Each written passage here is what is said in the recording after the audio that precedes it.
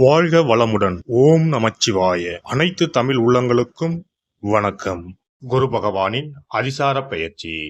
குரு பகவான் 12 ராசிகளுக்கும் அற்புதமான பலன்களை தன் ஸ்தான பலத்தாலும் அருட்பார்வையாலும் அள்ளி வழங்குபவர். அதனால்தான் குரு பார்க்க கோடி நன்மை என்பார்கள். குருவின் திருவருள் சகல மங்களங்களையும் சுபிட்சத்தையும் அளிக்கும். குரு பிரம்மா, குரு விஷ்ணு, குரு தேவோ மகேஸ்வரக, குரு சாஸ்தாத் பரபிரம்மா, தஸ்மை ஸ்ரீ குருவே நம என்கிற மந்திரத்தை சொல்லி குருவை வணங்க நன்மைகள் தேடி வரும். ஒரு ஜாதகத்தில் ஏராளமான தோஷங்கள் கெடுக்கும் நிலையில் இருந்தாலும் கூட அப்படி தோஷம் ஏற்படுத்தக்கூடிய கிரகத்துக்கு குருவின் பார்வையோ தொடர்போ இருந்தால் அது கெடுதல்களை செய்யாது என்பது சிறப்பு. அப்படிப்பட்ட குரு பகவான் ஆண்டுக்கு ஒரு முறை ஒரு ராசியில் இருந்து அடுத்த ராசிக்கு பெயர்வார். சில நேரங்களில் அதிசாரமாகவும் வக்கரமாகவும் முன்னும் பின்னும் உள்ள ராசிகளுக்கு குரு பகவான் சஞ்சாரம் செய்வதும் உண்டு. அந்த வகையில் தற்போது தன் பகை வீடான மிதுன ராசியில் சஞ்சாரம் செய்யும் குரு பகவான் அதிசாரமாக கடகராசியில் பிரவேசித்து உச்சமடைய போகிறார். வரும் அக்டோபர் மாதம் 18ஆம் தேதி கடகத்தில் பிரவேசிக்கும் குரு பகவான் டிசம்பர் 5ஆம் தேதி வரை அங்கேயே தங்கியிருந்து பலன் தரப்போகிறார். அதன் பின் வக்கரமடைந்து மிதுன ராசிக்கு திரும்புவார். இதில் குரு பகவானின் அதிசார காலம் மட்டும் என எடுத்துக்கொண்டால் 48 நாட்களுக்கு குரு கடகத்தில் பூர்ணமாக சஞ்சரித்து அற்புதமான பலன்களை தரப்போகிறார். அடுத்த ஆண்டு நிகழும் குரு பெயர்ச்சிக்கு பின்னர் ஓராண்டு உங்கள் வாழ்க்கை எப்படி இருக்கும் என்பதற்கான முன்னோட்டமாக இந்த 48 நாட்களும் அமையும் என்றால் அது மிக இல்லை. அந்த வகையில் இதில் அற்புதமான பலனை பெறப்போகும் ராசிக்காரர்கள் என்றால் முதலில் மிதுன ராசியை சொல்லலாம். ஜென்ம குருவாக இருந்தவர் தனஸ்தானத்துக்கு நகர்வது நல்ல மாற்றமாகும். கன்னி ராசிக்கு லாபஸ்தானத்தில் அமர்ந்து உற்சாகத்தை கொடுக்க போகிறார். விருச்சிக ராசிக்கு 9இல் அமர்ந்து ஆசுவாசப்படுத்தப் போகிறார். மகர ராசிக்கு 7இல் அமர்ந்து ஆனந்தமான வாழ்வை தரப்போகிறார். மீன ராசிக்காரர்கள் கஷ்டங்கள் நீங்கி சுகமான வாழ்வை அனுபவிப்பார்கள். மற்றபடி தனகாரகரான குரு பகவான் உச்சம் அடைவதால் உலகெங்கும் பணத்தட்டுப்பாடு ஓரளவு நீங்கும். வாரா கடன்கள் வங்கிகளுக்கு அதிகம் வசூலாகும். மழையளவு உயரும். உணவுப் பொருள் உற்பத்தி அதிகரிக்கும். விருச்சிக ராசியை குரு பகவான் பார்ப்பதால் பூமி விலை உயரும். ரியல் எஸ்டேட் சூடுபிடிக்கும். மருந்து பொருட்களின் விலைகள் குறையும். குரு பகவான் மகர ராசியை பார்ப்பதால் அந்நிய முதலீடுகள் அதிகரிக்கும். குரு பகவான் மீனராசியை பார்ப்பதால் கல்வித்துறை நவீனமாகும். பதிப்பகத்துறை, கேட்டரிங், சட்டம், சிஏ, சிவில், ஆர்கிடெக்ட் துறைகள் வளர்ச்சியடையும். இந்த அதிசார பெயர்ச்சியால் உங்கள் வாழ்வில் வளமும் நலமும் செல்வ செழிப்பும் பெற்று வாழ்வில் உயரிய நிலையை அடைய எல்லாம் வல்ல எம்பெருமானை வேண்டி விரும்பி கேட்டுக்கொள்கிறேன். கன்னி ராசி அன்பர்களே, தற்போது குரு பகவான் 10இல் அமர்ந்து பலன் தந்து கொண்டிருக்கிறார். இந்த சஞ்சாரம் அவ்வளவு நற்பலன்களை தருவதல்ல. யாரிடம் எது பேசினாலும் பிரச்சனையாவதை நினைத்து வருந்தும் நிலையை தொடர்கிறது. பணவரவும் கொஞ்சம் அளவோடு இருக்கும். வேலையிடத்திலும் தேவையற்ற சிக்கல்களும் மன உளைச்சலும் வந்து போகும். அதிகாரிகளிடம் உரிமை எடுத்து பேசப்போக அது பிரச்சனையில் முடியும். ஆனால் இந்த நிலையில் இருந்து விடுதலை என்பதைப் போல அக்டோபர் 18ஆம் தேதி முதல் 48 நாட்கள் குரு பகவான் 11இல் வந்து அமரப்போகிறார். இந்த அதிசார குரு பெயர்ச்சி உங்களுக்கு மிகுந்த நற்பலன்களை வாரி வழங்கப் போகிறது.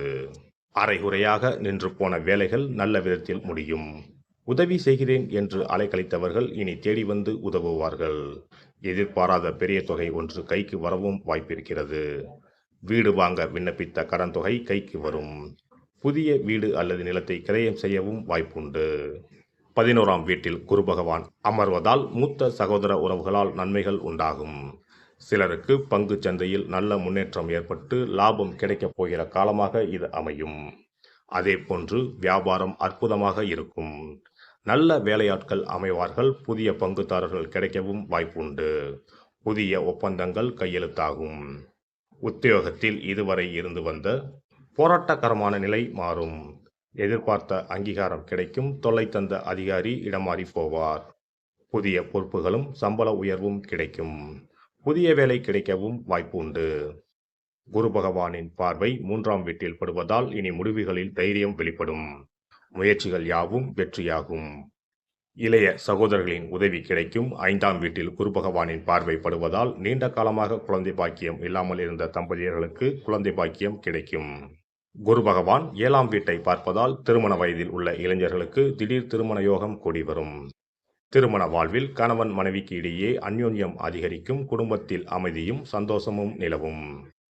நட்சத்திர சஞ்சார அடிப்படையில் அஸ்தம் மற்றும் சித்திரை நட்சத்திரக்காரர்கள் இந்த அதிசார குரு பெயர்ச்சியால் மிகுந்த பயனை பெறுவார்கள். உத்திர நட்சத்திரக்காரர்களுக்கு ஓரளவு நல்ல பலன்கள் கிடைக்கும். மொத்தத்தில் இந்த அதிசார குரு பெயர்ச்சி கன்னி ராசிக்காரர்களுக்கு பெரிய ஆசுவாசத்தையும் சந்தோஷத்தையும் தருவதாக அமையும். அருகில் இருக்கும் ராகவேந்திர சுவாமி விருந்தாவனத்திற்கு சென்று ஒருமுறை வழிபட்டு வாருங்கள். வியாழக்கிழமைகளில் குரு பகவானுக்கு வீட்டிலேயே நெய் தீபம் ஏற்றி வழிபடுங்கள். மாற்றுத்திறனாளிகளுக்கு உதவுங்கள். குரு பகவானின் அருள் பரிபூர்ணமாக கிடைக்கும். சிறப்பு தொகுப்பு: தோஷங்களை நீக்கும் கற்பூர பரிகாரம். வாஸ்து சாஸ்திரங்களின்படி வாழ்க்கையில் மகிழ்ச்சியையும் செழிப்பையும் கொண்டு வர பல வழிகள் உள்ளன. வருமானம் பெருக, வீட்டில் உள்ள கண் திருஷ்டி நீங்க, வேலை கிடைக்க, பல சுப பலன்கள் கிடைக்க, சிறு விஷயம் செய்தால் எல்லாம் நல்லபடியாக நடக்கும். வாஸ்துப்படி கற்பூரம் மற்றும் கிராம்பு எரிப்பது பல பிரச்சனைகளை சமாளிக்கும். இரவில் கிராம்பு வைத்து கற்பூரம் கொளுத்துங்கள். ஆசைகளை நிறைவேற்றும் சக்தி கற்பூரத்திற்கு உண்டு. உங்கள் விருப்பம் நன்றாக இருந்தால் அது நிச்சயம் நிறைவேறும்.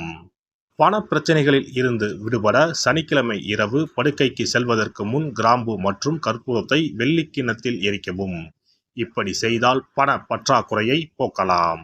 வீட்டில் உள்ள எதிர்மறை சக்தியை விரட்ட கற்பூரம், கிராம்பு மற்றும் ஏலக்காய் நன்றாக வேலை செய்யும். இவை தீய சக்திகளை வீட்டில் இருந்து விலக்கி வைக்கும். கற்பூரம், 5 ஏலக்காய், 5 கிராம்பு ஆகியவற்றை ஒரு பாத்திரத்தில் எடுத்து எரிக்கவும். முதலில் பூஜை அறையில் வைத்து எரித்துவிட்டு அந்த புகையை வீட்டின் மூலை முடுக்கெல்லாம் பரவவிட வேண்டும். இவ்வாறு செய்வதன் மூலம் வீட்டில் அமைதி உண்டாகும், கண் திருஷ்டி நீங்கும், எதிர்மறை ஆற்றல்கள் அகற்றப்படும். வீட்டில் இருப்பவர் மீது தீய பார்வை இருந்தால் அது நீங்கும். இவற்றை எரிப்பதன் மூலம் வீட்டில் உள்ள எந்த நோய்வாய்ப்பட்ட நபரின் உடலில் இருந்தும் அந்த பிரச்சனைகள் நீங்கும், ஆரோக்கியம் மேம்படும். சனிக்கிழமை அன்று மாலை வீட்டில் கிராம்பு மற்றும் கற்பூரத்தை எரிப்பது குடும்ப உறுப்பினர்களுக்கு மகிழ்ச்சியையும் அன்பையும் தரும். எல்லோரும் மகிழ்ச்சியாக இருப்பார்கள், எதிரிகளிடமிருந்து விடுபடுவார்கள். மேலும் கிராம்பு மற்றும் கற்பூரத்தை எரித்து வர வீட்டில் உள்ள பிணக்குகள் நீங்கும். சில சமயங்களில் நீங்கள் எவ்வளவு முயற்சி செய்தாலும் உங்கள் தொழிலில் வெற்றி பெற முடியாது. இது போன்ற சமயங்களில் கற்பூரத்துடன் இந்த தீர்வை முயற்சிக்கவும். இந்த அணுகுமுறை நீங்கள் விரும்பிய வெற்றியை தரும். வேலை நேர்காணலுக்கு செல்லும் போது கற்பூரம் மற்றும் கிராம்பு எரிப்பது நல்லது. மேலும் 2 கிராம்புகளை வாயில் போட்டுவிட்டு வெளியே செல்லவும். நேர்காணலுக்கு செல்வதற்கு முன் அவற்றை அசைக்கவும். இப்படி செய்தால் வேலை கிடைக்கும், தொழிலில் முன்னேற்றம் ஏற்படும். கடுகு எண்ணெயில் 2 கிராம்புகளை போட்டு காலையில் கடவுளுக்கு அருகில் தீபம் ஏற்றவும். அதன் பிறகு நேர்காணலில் கலந்து கொள்ளுங்கள். இவ்வாறு செய்வதன் மூலம் தொழிலில் உள்ள தடைகள் அனைத்தும் நீங்கும், நல்ல வேலை கிடைக்கும். திருமண உறவில் சிக்கல் இருந்தால் வெள்ளி அல்லது வேறு ஏதேனும் பாத்திரத்தில் கற்பூரத்தை எரிக்கவும். அறையின் மூலையில் 2 கற்பூரங்களை வைக்க வேண்டும். இவ்வாறு செய்வதன் மூலம் தம்பதிகளிடையே ஒற்றுமை அதிகரிக்கும். மேலும் இரவில் கற்பூரம் மற்றும் கிராம்புகளை எரிப்பதால் வாழ்வில் உள்ள தடைகள் நீங்கும். 6 கற்பூரம் மற்றும் 36 கிராம்புகளை எடுத்து வீட்டில் தூவி வர உங்கள் திருமண வாழ்க்கையில் உள்ள தடைகள் நீங்கும். எந்த ஒரு பரிகாரமாக இருந்தாலும் அதை முழு மனதோடு தெய்வ நம்பிக்கையோடு தொடர்ந்து செய்து வந்தால் மட்டுமே பலன் கிடைக்கும். எனவே நம்பிக்கையோடு செய்து பலனை பெறுங்கள், நல்லதே நடக்கும். எல்லாம் வல்ல இறையருளால் நீங்களும் உங்கள் அன்பு குடும்பமும் உடல் நலம், நீலாயுள், நிறை செல்வம், உயர் புகழ், மெய்ஞானம் ஓங்கி வாழ்க வளமுடன். இந்த வீடியோ பதிவு உங்களுக்கு பிடித்திருந்தால் லைக் பண்ணுங்க, கமெண்ட் பண்ணுங்க, ஷேர் பண்ணுங்க, மறக்காம சப்ஸ்கிரைப் பண்ணுங்க, பக்கத்துல இருக்கிற பெல் பட்டனை கிளிக் பண்ணுங்க. நன்றி, வணக்கம். ஓம் நமச்சிவாய. சிவாய நம.